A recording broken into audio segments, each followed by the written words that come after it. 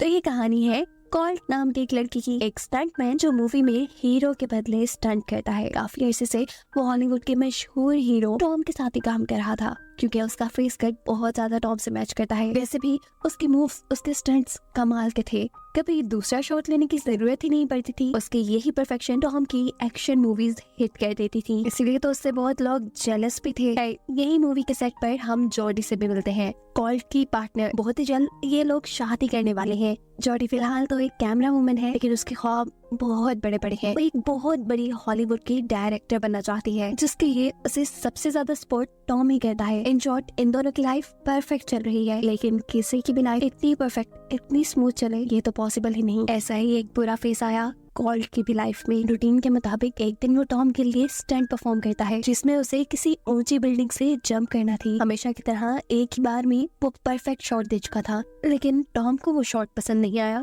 वो कॉल्ट से दोबारा इसी स्टंट को करने को कहता है, पर इस मर्तबा सेट में कोई प्रॉब्लम थी, जिसकी वजह से कॉल्ट स्टंट परफॉर्म करते हुए बुरी तरह से इंजर हो गया था। उसकी ये गलती जैसे उसके पूरे करियर का दाग बन गई। 6 माह तक तो वो हील नहीं हो पाया। साथ ही साथ फिल्म इंडस्ट्री में भी वो फॉल गाय के नाम से मशहूर हो चुका था। ये चीज उसे इतनी बुरी तरह तोड़ देती है कि वो पूरी तरह फिल्म इंडस्ट्री को ही छोड़ देता है। अब वक्त गुजरता है और हम कॉल्ट को एक छोटी सी रेस्टोरेंट पर काम करते हुए देखते हैं। फिल्म इंडस्ट्री तो उसने ऐसी छोड़ी थी कि अब वो जॉडी से भी कांटेक्ट में नहीं था, जो कभी उसके लिए सबसे ज्यादा इम्पोर्टेंट थी। लेकिन फिर एक रात उसे टॉम की फिल्म प्रोड्यूसर की कॉल आती है, जो उसे बताती है कि ये लोग एक ब्लॉकबस्टर फिल्म बनाने जा रहे हैं और टॉम के स्टंट करने के लिए उन्हें कॉल्ट की जरूरत है। पर कॉल्ट इस काम से मना कर देता है। उसे अब दोबारा वो काम नहीं करना था। लेकिन जब प्रोड्यूसर उसे बताती है कि इस फिल्म को जॉडी डायरेक्ट कर रही है और जॉडी ने ही उसे स्टंट करने के लिए बुलाया है, तो अब वो मना नहीं कर पाया, क्योंकि वो जानता था कि ये जॉडी की पहली फिल्म है। अगर ये हिट ना गई तो जॉडी का करियर भी डूब सकता था, क्योंकि स्पेशली उसे जॉडी ने बुलाया था, तो ना जाने का तो सवाल ही नहीं पैदा होता। अगले सीन में हम कॉल्ट को सेट पे देखते हैं, जहाँ सबसे पहले उसके फेस कट को टॉम के फेस कट के साथ मैच किया जाता है और बाहर आने पर वो अपने बहुत ही पुराने दोस्त और स्टंट पार्टनर से मिलता है। आज काफी दिन बाद उसे अंदर से खुशी मिल रही थी, क्योंकि सेट पे उसे जॉडी नजर आ गई थी, जिसने अभी तक कॉल्ट को देखा ही नहीं था। वो तो शूटिंग की तैयारियों में बिजी थी। जॉडी के रोल, कैमरा एंड एक्शन कहते ही वहाँ बहुत से ब्लास्ट होते हैं, जिसके अंदर से कार निकालता हुआ कॉल्ट अपना स्टंट परफॉर्म करने लगा था। लेकिन उसकी सोच के बिल्कुल मुताबिक गीली रेत होने की वजह से कार आउट ऑफ कंट्रोल हो चुकी थी। ये कार गलती से क्रेन कैमरा से भी टकरा जाती है, लेकिन फिर भी कॉल्ट उसके ऊपर कंट्रोल पाते हुए इस गाड़ी को पूरी तरह रोटेट करने में कामयाब हो जाता है। ऐसे स्टंट कंप्लीट हो गया था और जॉडी को अपना परफेक्ट शॉट भी मिल गया था। फाइनली अब कॉल्ट गाड़ी से निकल कर जॉडी के सामने आता है। उसे देखते ही जॉडी बिल्कुल शॉक रह चुकी थी, क्योंकि उसने एक्सपेक्ट नहीं किया था यहाँ पर कॉल्ट हो सकता था। इसका मतलब कि जॉडी ने उसे यहाँ बुलाया ही नहीं था। फिल्म प्रोड्यूसर ने उससे झूठ बोला था। जॉडी यहाँ कॉल्ट से मिलकर खुश होने के बजाय उसे गुस्सा थी। वो फौरन कॉल्ट को यहाँ से चले जाने को कह देती है, लेकिन जॉडी का स्टंट डायरेक्टर, जो कि कॉल्ट का साथी भी है, वो जॉडी को समझाता है कि इस टाइम हमारे पास कोई और स्टंटमैन नहीं है, हमें कॉल्ट के साथ ही काम करना पड़ेगा। तो मजबूरन अब जॉडी भी कुछ नहीं कर सकती थी। वो अगला स्टंट भी कॉल्ट के साथ ही शूट करती है। कॉल्ट के पूरे जिस्म पे आग लगाकर ये स्टंट किया जा रहा था, जो स्टंट कॉल्ट ने पहली बार में परफेक्ट कर लिया था। परफेक्ट शॉट मिलने के बावजूद भी जॉडी बार उसके जिस्म पे आग लगवा के उससे ये स्टंट करवाती है, क्योंकि ऐसा कर वो कहीं ना कहीं कॉल्ट पे अपना गुस्सा निकाल रही है। वो कॉल्ट को उसे छोड़ जाने के लिए उस पे काफी तरह से अपना गुस्सा जाहिर कर रही थी। बार स्टंट करवा के उसे टॉर्चर करके फिल्म का सीन सुनाते हुए वो उससे कहती है, मेरे फिल्म के हीरो को एक एलियन से प्यार हो गया है। वो दोनों साथ रहने की कस्में भी खा चुके हैं और एक दिन एक एक्सीडेंट पे बुरी तरह जख्मी हो जाता है और उस एक्सीडेंट के बाद गायब भी। अब वो एलियन का पार्टनर कंफ्यूज है। वो समझ नहीं पा रहा कि क्या एलियन झूठा था, धोखेबाज था, क्या उसकी मजबूरी थी। तुम बताओ कि क्या सिचुएशन हो सकती है। कॉल्ट को ये सभी बातें सुनकर बहुत बुरा फील हो रहा था, लेकिन जॉडी भी अपनी बातों से रुकती नहीं। वो कॉल्ट से कहती है, बताओ अगर एलियन से सबकी रीजन पूछी जाए तो वो अपने आप को सही कैसे दे रहेगा। इस मत पर कॉल्ट बोल पड़ता है। वो कहता है, हो सकता है कि वो एलियन पछतावे में जी रहा हो सकता है कि उसे ऐसा लग रहा हो कि उसने अपने पार्टनर को खो दिया, अब वो कभी उससे मिल नहीं सकता। ये भी हो सकता है कि अब वो पार्टनर कमजोर एलियन के साथ रहना ही ना चाहे। ये सारी बातें करके जॉडी का गुस्सा थोड़ा ठंडा हो गया था। वो अब फाइनल शॉट लेती है, उसके बाद पैकअप हो जाता है। कॉल जाता है अब फिल्म के प्रोड्यूसर के पास। वो प्रोड्यूसर से पूछता है, आपने मुझसे छूट के बोला, जॉडी ने तो मुझे यहाँ नहीं बुलाया था, तो मुझे यहाँ बुलाने की जरूरत क्या थी। तब प्रोड्यूसर अपना मुंह खोलती है और कहती है कि तुम्हें यहाँ बुलाने का एक खास मकसद है, सिर्फ स्टंट्स नहीं। असल में टॉम ड्रग्स की वजह से बहुत ही बुरे लोगों के हाथ लग गया है और काफी दिन से तो वो गायब है। कॉल कहता है तो इसमें मैं क्या करूँ, पुलिस के पास जाओ ना। प्रोड्यूसर जवाब में कहते हैं नहीं, हम पुलिस के पास नहीं जा सकते, क्योंकि अगर पुलिस के पास हम गए तो हर जगह टॉम के गायब होने की खबर फैल जाएगी और ये हम अफोर्ड नहीं कर सकते। हम बजट से ज्यादा पैसा लगा चुके हैं और अगर टॉम के गायब होने की खबर फैल गई तो सभी फाइनेंसर्स पैसा लगाना बंद कर देंगे और ऐसे जॉडी की फिल्म भी बंद हो जाएगी। साथ ही साथ मैं भी तबाह हो जाऊंगी। कॉल प्लीज, हमें तुम्हारी मदद की जरूरत है, तो किसी भी तरह टॉम को ढूंढ कर हमारे पास ले आओ, लेकिन प्लीज पुलिस को इसमें इन्वॉल्व मत करना। इस मर्तबा पे कॉल सिर्फ जॉडी के लिए ही माना था, इसलिए प्रोड्यूसर उसे टॉम के ही एक घर की की दे देती है। कॉल की पकड़ता है और जाकर अपनी कार में बैठ जाता है। इस जगह से जाने से पहले उसे अपने और जॉडी के एक साथ बिताए सारे ही हसीन लम्हे याद आ रहे थे। वो अच्छा टाइम जो इन दोनों ने एक साथ स्पेंड किया था, वो सब याद करते करते कॉल रोने लगा था। और तब यहाँ पर जॉडी आ जाती है जो उसे रोता देख चुकी थी। वो उससे कहती है पता नहीं क्यों रो तुम रहे हो और अच्छा मुझे लग रहा है। ये कहने के बाद उसके साथ वाली सीट पे आकर बैठ जाती है। कॉल यहाँ उसे समझाने की कोशिश करता है, जॉडी मैंने तुम्हें धोखा नहीं दिया, मैंने जब भी तुमसे माफी मांगने की कोशिश की मैं उतनी हिम्मत ही नहीं बना पाता था, मेरे मुंह में माफी वाले लफ्ज आते ही नहीं थे, मैं कैसे तुम्हारे सामने आता, कैसे तुमसे माफी मांगता। जॉडी से कहती है अरे छोड़ो, मैं तो सिर्फ यहाँ ये कहने आई थी कि जब तक तुम यहाँ हो बिल्कुल प्रोफेशनल्स की तरह रहना, कोई भी उठपटांग की हरकत करने की जरूरत नहीं है। ये कहते ही वो कार से उतर कर चली जाती है। कॉल जब टॉम के घर आ जाता है अचानक पीछे से उसके ऊपर कोई हमला कर चुका था। कॉल एक स्टंटमैन होने की वजह से बड़ी ही आसानी से अपने आप को बचा लेता है। ये लड़की से पूछती है कौन हो तुम और यहाँ कैसे आए। कॉल उससे अपना तारुफ कराता है कि मैं एक स्टंटमैन हूँ और मैं टॉम को ढूंढते हुए यहाँ आया हूँ। टॉम को तो वो खुद भी इतने टाइम से ढूंढ रही थी। वहाँ कॉल को एक क्लू देती है, टॉम अक्सर ड्रग्स लेने के लिए एक क्लब के अंदर आदमी से मिलता था जिसके पूरे सर पे लेपर्ड के टैटू हैं। कॉल बिल्कुल टाइम वेस्ट नहीं करना चाहता था, वो जल्दी से क्लब में जाकर उस आदमी से मिलता है जो यहाँ कॉल से कोई भी बात करने के बजाय उसे ड्रिंक में मिलाकर एक ड्रग पिला चुका था। इस ड्रग के असर में कॉल अपने ऊपर से कंट्रोल खोते हुए इसी ड्रग डीलर के सारे आदमियों को पीटने लगा था। इससे पहले कि वो ड्रग डीलर को भी पीट देता, ड्रग डीलर भागते हुए क्लब से बाहर आकर एक टैक्सी में बैठ के वहाँ से जा चुका था। कॉल भी एक साइकिल चलाकर उसका पीछा करता है और नशे में उसे पता ही नहीं चलता कि उसका ड्रग डीलर की टैक्सी से एक्सीडेंट हो जाता है। कॉल को यहाँ कुछ हुआ नहीं था खास, लेकिन टैक्सी ड्राइवर अपनी टैक्सी रोक चुका था। ड्रग डीलर वो तो कॉल की फाइट को देखकर पहले से ही बहुत ज्यादा डरा हुआ था। कॉल जैसे ही उसको पकड़ने के लिए दरवाजा खोलता है तो ड्रग डीलर सारी सच्चाई उलट देता है कि मुझे कुछ नहीं पता, मुझे तो बस टॉम के सिक्योरिटी हेड ने तुम्हें ड्रग्स देने का कहा था। कॉल पूछता है अच्छा ठीक है, तो बताओ फिर ये टॉम का सिक्योरिटी हेड कहाँ मिलेगा। तब वो ड्रग डीलर उसे एक होटल का नाम बताते हुए कहता है कि वहाँ के रिसेप्शनिस्ट से जाकर एक फ्रूट प्लेट मांगना, वो तुम्हें टॉम के सिक्योरिटी हेड तक पहुँचा देंगे। यहाँ वो रिसेप्शन पे जाकर फ्रूट प्लेट मांगता है तो उसे टॉम के सिक्योरिटी हेड के रूम की चाबी दे दी गई थी। कॉल तब सिक्योरिटी हेड के रूम में जाता है और बार बार जब सिक्योरिटी कार्ड लगाने पर उसका दरवाजा नहीं खुलता तो तंग आकर कॉल एक स्टंटमैन की तरह उस दरवाजे को ही तोड़ चुका था। अंदर जाने पे उसकी आंखें खुली की खुली रह गई थी क्योंकि अंदर उसे मिली थी एक लाश मरे हुए आदमी की। इस लाश को बर्फ में रखा गया था, उसके होश उड़ रहे थे। वो जल्दी से प्रोड्यूसर केल को कॉल करता है और उसे यहाँ पर डेड बॉडी के बारे में बताता है। वो केल से कहता है कि अब तुम्हें पुलिस को बता देना चाहिए सब कुछ, लेकिन प्रोड्यूसर केल उसे अभी भी ऐसा करने से मना कर रही थी।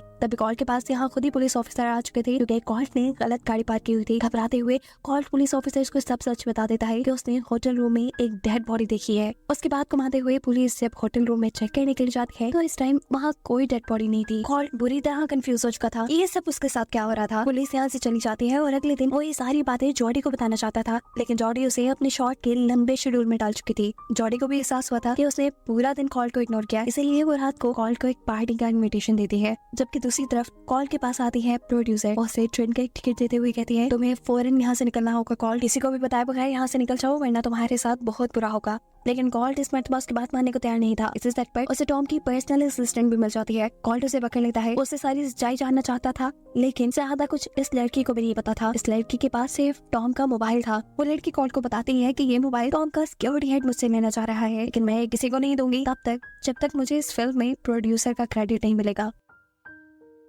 सबकी अजीब ही कहानी थी, हीरो मिल नहीं रहा था लेकिन फिल्म के क्रेडिट्स कोई नहीं छोड़ रहा था। यहाँ कॉल्ट उसे किसी तरह कन्विंस करके उससे टॉम का मोबाइल ले लेता है। लड़की के मोबाइल देते ही इस लड़की के पीछे टॉम का सिक्योरिटी हेड आ चुका था। वो इस लड़की को इलेक्ट्रिक करंट देते हुए अपनी गाड़ी में बिठा लेता है। ये सब होते कॉल्ट देख चुका था। ऐसा तो नहीं हो सकता था कि एक लड़की की जान मुसीबत में हो और कॉल्ट उसे बचाए ना। इस लड़की को बचाने के चक्कर में कॉल्ट को याद ही नहीं रहा था कि जॉडी ने उसे पार्टी में बुलाया, जबकि जॉडी इस मर्तबा भी उसके नहाने की वजह से बहुत उदास थी। यहाँ पर प्रोड्यूसर आकर उसे बताती है कॉल्ट तो सच का है, उसने आज रात की फ्लाइट थी जाती है और एक मरतबा दोबारा कॉल के बिना बताए जाने की वजह से जॉडी बुरी तरह उदास हो चुकी थी। ये जाने बगैर कि कॉल तो किसी और मुश्किल में फंसा था। कॉल के जाने के दुख में वो इसी होटल में सैड सॉन्ग गाती है और इसी होटल के बाहर बेचारा कॉल उस लड़की को बचाने के चक्कर में सिक्योरिटी गार्ड से लड़ रहा था। मुश्किल से अपने आप को सिक्योरिटी गार्ड से बचाते हुए वो ट्रक के ऊपर की तरफ आता है, जबकि दूसरी तरफ ट्रक के अंदर वो जिस लड़की को बचा रहा था वो लड़की भी यहाँ होशियारी दिखाती है और चलते ट्रक से ही वो ट्रक के ड्राइवर को धक्का देकर नीचे गिराते हुए वो ब्रेक लगा चुकी थी। ऐसे कॉल जो ट्रक के बैक साइड पे था वो झटके की वजह से पूरी तरह आगे की तरफ आकर गिरता है।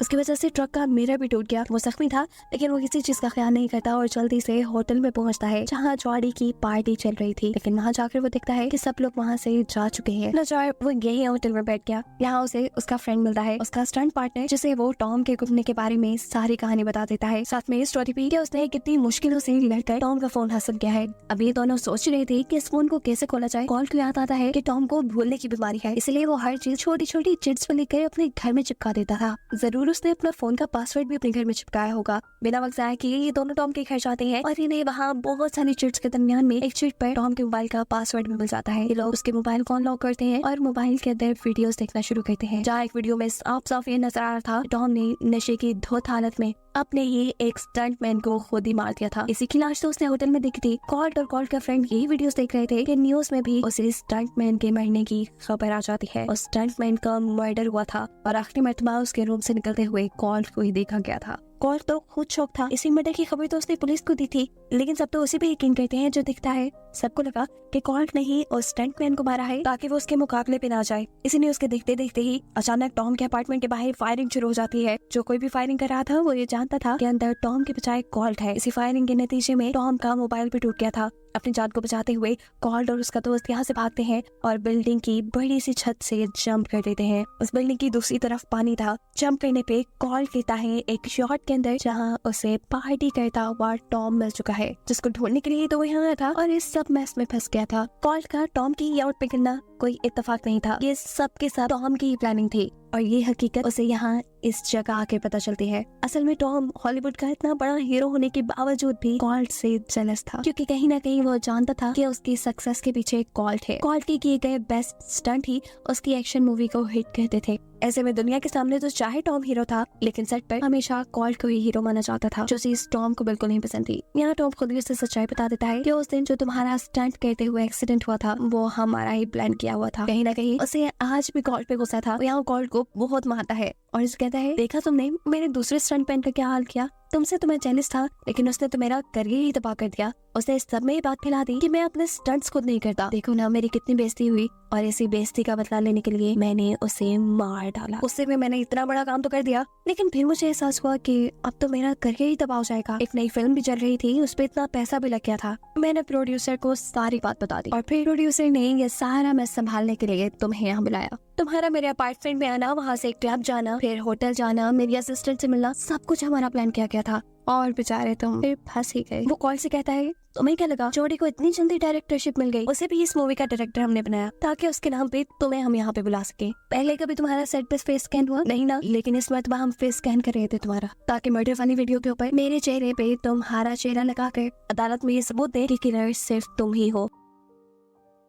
कॉल बेचारा हकबक ये सारी सच्चाई सुन रहा था। लोग इतना भी गिर सकते थे उसे यकीन नहीं आ रहा था। अब वो अपने आदमियों से टॉम को चलाकर यही पानी में फेंकने को कह देता है। टॉम के आदमी कॉल्ट के ऊपर पेट्रोल गिराना शुरू कर देते हैं। चीखने के बहाने यहाँ कॉल्ट बहुत सारा पेट्रोल अपने मुंह में पी लेता है और जैसे ही एक आदमी कॉल्ट को आग लगाने लगता है, अपने मुंह से पेट्रोल निकालते हुए कॉल्ट इन सबको चलाकर यहाँ से भागने का मौका पा चुका था। वो छोटी सी औरत लेकर यहाँ से भाग रहा था। पीछे से धड़ाधड़ टॉम के लोग उसके ऊपर गोलियां बरसा रहे थे। वो जल्दी से जॉडी को कॉल मिलाता है। यहाँ उसे पता था कि वो मर जाएगा। उसने जॉडी को कॉल की थी ताकि वो आखिरी मर्तबा उसे अपनी सारी फीलिंग बताते। उसे बता देता है, जॉडी मुझे तुमसे बहुत प्यार है, मैं तुमसे दूर कभी नहीं जाना चाहता था, लेकिन मैं चला गया क्योंकि मुझे लगता था कि तुम हारे हुए इंसान से कभी शादी नहीं करोगी। उस एक्सीडेंट के बाद मैं अपने आप को हारा हुआ मानने लगा था, लेकिन यकीन मानो दर्द क्या होता है ये तो मुझे तुमसे दूर जाकर ही पता चला। अभी वो बातें कर रहा था कि अचानक उसका यार्ड सामने किसी चीज से टकरा कर ब्लास्ट हो जाता है। न्यूज में खबर फैल चुकी थी कि कॉल्ट ने सुसाइड कर ली क्योंकि उसने पहले एक मर्डर किया था और अपने आप को सजा से बचाने के लिए उसने सुसाइड कर ली। इस चीज का प्रूफ देने के लिए टॉम की किए हुए मर्डर की वीडियो के ऊपर कॉल्ट का चेहरा लगाकर सबको दिखाई दी जाती है।